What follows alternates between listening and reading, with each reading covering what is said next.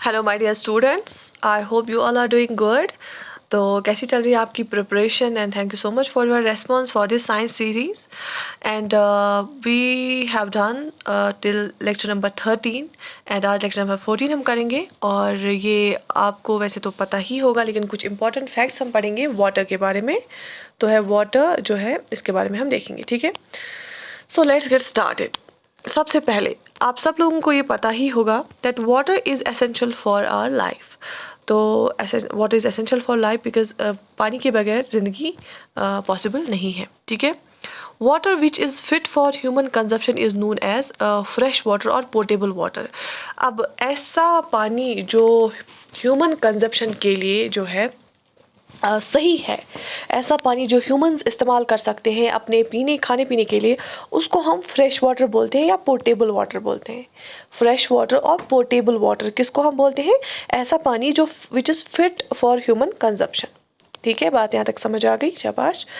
अच्छा, only 2.6% of total water is fresh water. अब जितना भी पानी है ज़मीन पे, उसमें से 2.6% ही जो है टोटल वाटर में से ओनली 2.6% जो वाटर है वो फ्रेश वाटर है, ठीक है, शाबाश। और इसमें से भी only 0.01% of the total water reaches humans and animals. और इस फ्रेश वाटर में से भी सिर्फ 0.01% जो टोटल वाटर है, उसमें से सिर्फ 0.01% पानी किन के पास पहुंचता है? ह्यूमंस एंड एनिमल्स के पास, ठीक है। टोटल वाटर में से 2.6% ही फ्रेश वाटर है और टोटल वाटर में से 0.01% ही वाटर जो है जो ह्यूमंस और एनिमल्स के पास पहुंचता है, ठीक है। इसके बाद हम देखते हैं वाटर साइकिल के बारे में।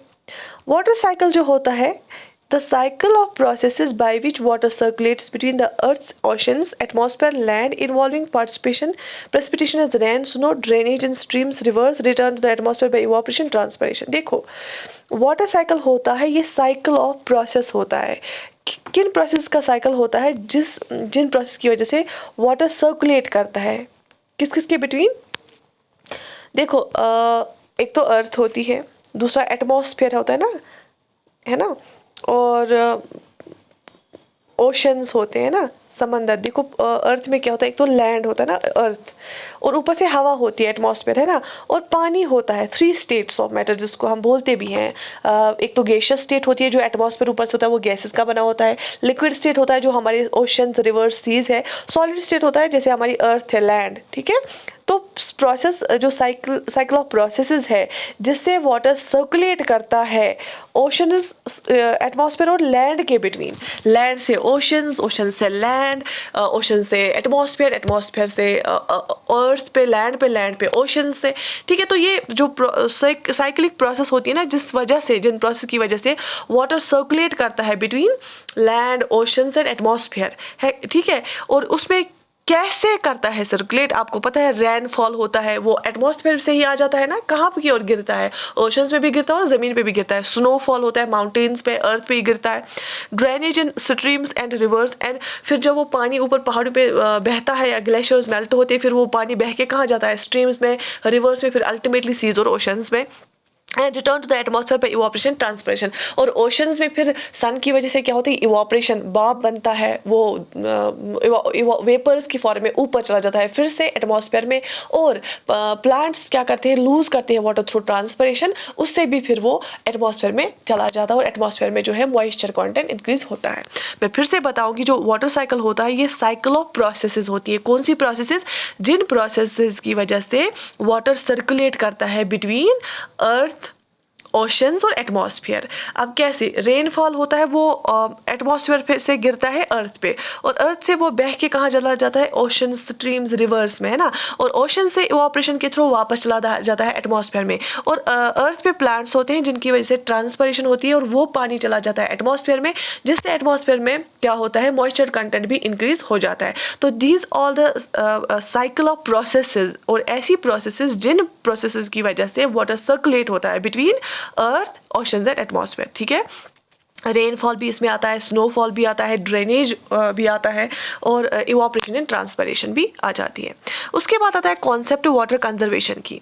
It's the wise and judicious use of water. Water conservation का मतलब क्या होता है बेसिकली, एक अक्लमंद, तो जैसे हम एक बैलेंस्ड वे में हम इस्तेमाल करते हैं, फजूल खर्ची के बगैर जो हमें ज़रूरत है उतना ही पानी इस्तेमाल करेंगे, उसी को हम वाटर कंजर्वेशन बोलते हैं। जब हम पानी को बचाएंगे, ज़्यादा फजूल खर्ची नहीं करेंगे, जितना हमें ज़रूरत है उतना ही पानी इस्तेमाल करेंगे, तो it's a wise and judicious use of water, उसको जिसको हम बोलते हैं वाटर कंजर्वेशन, जब हम पानी को बचाएंगे। वेज ऑफ कंजर्विंग वाटर, कौन कौन से तरीके हैं जिनकी वजह से हम पानी को बचा सकते हैं।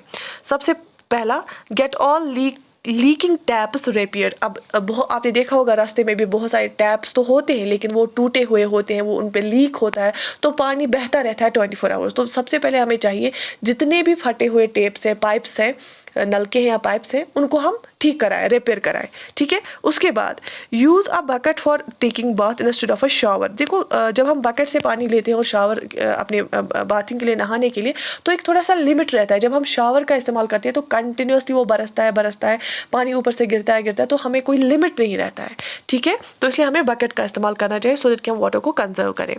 Collect rain water and use it for gardening, recharging ground water. तो हमें क्या करना चाहिए, रेन वाटर हार्वेस्टिंग करना चाहिए, हमें रेन वाटर को जमा करना चाहिए एक टैंक में। क्यों, ज़रूरी नहीं है कि हम उसको खाने के लिए इस्तेमाल करें या पीने के लिए इस्तेमाल करें। हम क्या कर सकते हैं, एटलीस्ट गार्डनिंग के लिए इस्तेमाल कर सकते हैं। जब जैसे हम पेड़ पौधे को पानी देते हैं, उसमें हम रेन वाटर का इस्तेमाल कर सकते हैं, या हम फिर क्या कर सकते हैं, ग्राउंड वाटर को रिचार्ज करने के लिए भी उसको इस्तेमाल कर सकते हैं, ठीक है। Wash your cycles, cars etcetera with a bucket of water instead of pipes. और जब हम पाइप लगाते हैं ना, कभी गाड़ी को गाड़ी धोने के लिए, साइकिल को साफ करने के लिए, उस टाइम हम क्या करते हैं, पाइप जब लगाते हैं तो अनलिमिटेड पानी जो है वो ज़ाया रहता है, पाइप ऐसे नीचे रहती है। लेकिन जब हम बकेट्स का इस्तेमाल करते हैं तो हमारी मेहनत भी लगती है, तो हम थोड़ा सोच समझ के फिर हम सोचते हैं पहले, ज़्यादा एक्स्ट्रा पानी यूज़ करने से पहले। तो बकेट से पानी ला के फिर गाड़ी को धोना वो ज़्यादा बेहतर रहता है। Instead of washing the floor use a mop. तो जैसे हम पानी फ्लोर पे डालते हैं, बकेट्स का पानी बकेट ला के या पाइप इस्तेमाल करके पानी डालते हैं फ्लोर पे, फिर उसको साफ़ करते हैं, उसकी बजाय हम मॉप का इस्तेमाल कर सकते हैं। गीली उस ऊपर से वो उस पे वो सॉफ्ट वो कपड़ा या वो एक लाश जैसा लगा, वो जो होता है ना, वो सॉफ्ट थर्मल जैसा लगा होता है आगे, उस डंडे के आगे, फिर वो गीला करते हैं हम, या क्लॉथ होता है कॉटन का, उसको हम गीला करते हैं, फिर वो लगाते हैं फ्लोर पे, उससे भी फ्लोर साफ़ होता है। अदरवाइज़ कुछ लोग क्या करते हैं, वो बस पानी डालते हैं, फिर उससे फिर मॉप ऊपर से करते हैं, या ऐसे ही झाड़ू देते हैं, तो उससे भी वाटर बहुत ज़्यादा वेस्ट हो जाता है, ठीक है। तो ये कुछ तरीके थे जिससे हम कंजर्व कर सकते हैं वाटर को। अब इंपॉर्टेंस ऑफ वाटर यहाँ पे लिख के आप सब लोगों को पता है। सबसे पहला हम देखेंगे कि वाटर की अहमियत क्या है, ठीक है। सबसे पहले हम देखेंगे digestion of food takes place in the stomach when food is mixed with water. हमारे स्टोमक में जब खाना हजम होता है, डाइजेस्ट होता है, वो तब हो जाएगा जब वो हमारा खाना मिक्स हो जाएगा वाटर के साथ। जो हम पानी पीते हैं वो भी स्टोमक में रहता है, और जब हम खाना खाते हैं वो मिक्स जब वाटर के साथ होता है तब जाके डाइजेस्ट होता है, ठीक है।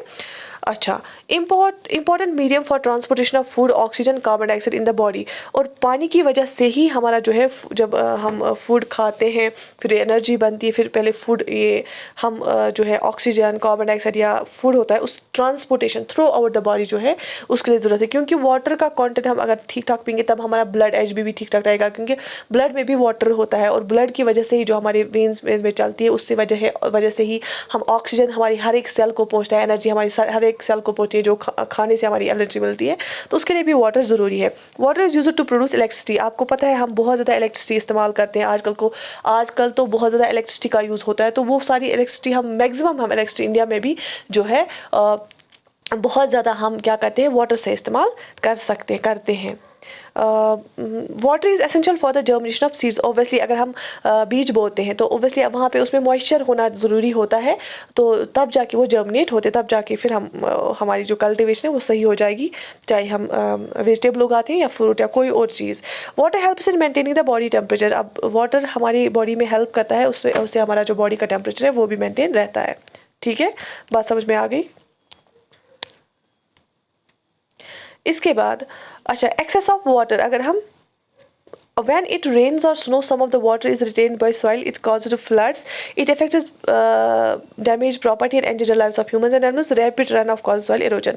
अब अगर यही पानी ज़्यादा हो जाएगा, वो कैसे हो जाएगा ज़्यादा? जब लगातार बारिशें होती है और बहुत ज़्यादा बारिशें होती है, इंसेसेंट रेन्स जब होती है या बहुत ज़्यादा बर्फबारी होती है, तो वाटर तो कुछ पानी का हिस्सा तो ज़मीन एब्जॉर्ब करती है, लेकिन अगर ज़्यादा बारिशें हुई तो ज़मीन का भी जो एब्जॉर्प्शन है ना, वो कैपेसिटी ओवर हो जाती है। फिर क्या होता है, उससे फ्लड्स आते हैं, है ना, फ्लड्स आते हैं, उससे प्रॉपर्टी डैमेज होती है, ह्यूमंस की लाइव्स और एनिमल लाइव्स जो है खतरे में पड़ जाती है, उससे सॉइल इरोजन होता है, जिससे क्या हो जाता है, जो सॉइल की फर्टिलिटी भी है वो भी ख़राब हो जाती है। उसके बाद है lack of water. Lack of water का मतलब होता है जब हमारे पास सफिशेंट वाटर अवेलेबल नहीं होता है, जितनी हमारी नीड्स होती हैं उससे कम हमारे पास पानी होता है, इसलिए हम बोलते हैं कि यहाँ पे लैक ऑफ वाटर है। जब एक रीजन में जितनी डिमांड होगी उससे कम पानी अवेलेबल होगा, ये ड्रॉट लाइक कंडीशन पैदा करती है, जैसे डिज़र्ट एरिया में होता है ना, तो इसमें डिज़र्टिफिकेशन ज़्यादातर होता है फिर इस एरिया में। It effect by acute water crisis, crop failure, loss of life forms due to starvation. अब देखो, जब पानी कम होगा, पैदावार कम होगी, कल्टीवेशन कम होगी, हार्वेस्ट में हमें कम प्रोड्यूस मिलेगा, और उससे क्या हो जाएगा, प्राइस ज़्यादा होगा तो फाके से लोग मर जाएंगे, है ना, क्रॉप फेलियर हो जाता है। ठीक है, तो इसके बाद अगर हम देखेंगे रेन वाटर हार्वेस्टिंग, जैसे मैंने बोला, ये क्या होता है, ये एक मेथड होता है कलेक्टिंग रेन वाटर और storing it for use during scarcity. अगर हम रेन वाटर को कलेक्ट करेंगे बड़े वाले टैंक में, जब पानी नहीं होगा हमारे पास, कम पानी होगा, वो हम अपने इस्तेमाल के लिए यूज़ कर सकते हैं, और जो रेन वाटर है वो हम गार्डनिंग या बाकी पर्पज़ के लिए इस्तेमाल कर सकते हैं। It can be used for several purpose including drinking, washing, gardening, flushing etcetera. तो बहुत सारी चीज़ों के लिए हम इस रेन वाटर को इस्तेमाल कर सकते हैं। Water vapour gets added to air by evaporation, transpiration. जैसे मैंने आपको बोला कि टेम्परेचर हाई होता है उससे इवापोरेशन ज़्यादा होती है और वो वापस एटमॉस्फेयर पे वाटर चला जाता है in the form of vapour. या जब ट्रांसपिरेशन होती है उससे क्या होता है, प्लांट से जो वाटर है वो बाहर आ जाता है। ठीक है, the water vapour in the air condensed to form the tiny droplets of water which appear as clouds. Many tiny water droplets come together and fall down as rain, snow और hail. तो जो water vapour है जो हवा में आ जाता है, फिर जब ये भारी हो, अब पहले तो ये हवा में रहता है, फिर जब ये थोड़ा भारी होने लगता है ना, ज़्यादा मॉइस्चर कंटेंट हो जाता है, तो ये क्लाउड बनाता है, और जब ज़्यादा भारी होता है वो क्लाउड्स होल्ड नहीं कर पाता है मॉइस्चर कंटेंट, तो फिर ये बारिश की सूरत में नीचे गिरता है, या स्नो की सूरत में, या हेल। ठीक है, हेल स्टॉर्म भी कभी कभी आ जाती है, ओले जिसको हम बोलते हैं। Rain, hail, snow replenish water in rivers, lakes, ponds, wells and soil. जो रेनफॉल होता है, या सॉरी रेनफॉल होता है, हाँ, हेल स्टॉर्म होता है या स्नो होता है, उस वजह से जब वापस आता है पानी कहाँ, रिवर्स में, लेक्स में, पॉन्ड्स में, वेल्स में, या सॉइल एब्जॉर्ब करता है थ्रू जो है, फिर वही ग्राउंड वाटर बन जाता है। ठीक है, ये तो बिल्कुल बेसिक चीज़ें हैं, थोड़ा सा इसलिए मैं थोड़ा फास्ट चल रही हूँ। ठीक है, अच्छा, एक्सेसिव रेन्स में cause floods while lack of it for long periods में कॉज ड्रॉट्स। ठीक है, अब अगर ज़्यादा बारिशें हुई तो उससे फ्लड आ सकते हैं, तो उससे भी क्या है, डिस्ट्रक्शन हो जाती है, और अगर कम बारिशें हुई तो उससे क्या हो जाता है, ड्रॉट लाइक सिचुएशन हो जाती है, और जो है क्रॉप फेलियर होने का खतरा होता है।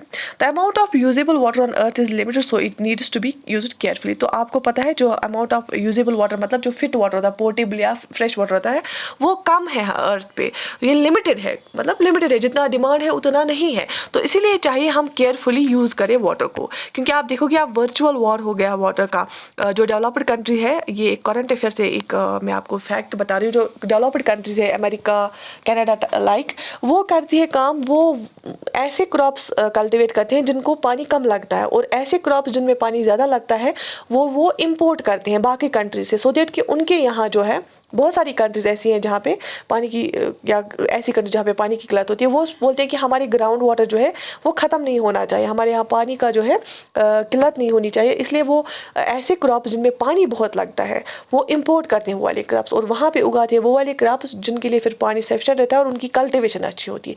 ये एक नया कॉन्सेप्ट डेवलप हुआ है जो कि आजकल बहुत सारी कंट्रीज उसको यूज़ करते हैं, है ना। और इवन इंडिया में भी ये बोला गया है कि हमें ज़्यादातर वो क्रॉप सब कंटिन्यूसली नहीं लगाने चाहिए जिनमें जो है वाटर ज़्यादा लगता है। ठीक, और जिस जिस तरह की सॉइल होती है उस तरह का क्रॉप लगाओ। उससे क्या हो जाएगा, उससे जो है वाटर ज़्यादा खर्च भी नहीं होगा। है ना, कुछ ऐसी मिट्टी होती है जिसमें ऐसे क्रॉप ज़्यादा उगते हैं जो वाटर कम इस्तेमाल करेंगे। अब वहाँ पे अगर हम वो क्रॉप्स लगाएंगे सॉर्ट ऑफ जहाँ पे रेन डेफिसिट होता है, वाटर डेफिसिट होता है, वहाँ पे ऐसे क्रॉप्स लगाएंगे जिनकी वाटर रिक्वायरमेंट ज़्यादा होती है, जैसे राइस की ज़्यादा होती है, तो अब या शुगर केन की, अब मुझे बताएं वहाँ के वाटर टेबल ही ख़त्म हो जाएगा, ग्राउंड वाटर ही ख़त्म हो जाएगा। ठीक है, तो this was all about the water. कुछ बेसिक चीज़ें हमने देखी चैप्टर नंबर 14। तो आई होप आपको जो है मज़ा आ रहा होगा साइंस वाली ये सीरीज़ पढ़ के। Do right in the comment section कि आपको कैसा लग रहा है और क्या मेरे पढ़ाने का तरीका सही है, समझ आ रहा है कि नहीं आ रहा है, वो भी आप लिख लीजिए। ठीक है, बाकी I wish you all the best, take very good care of your self. Allah हाफिज़।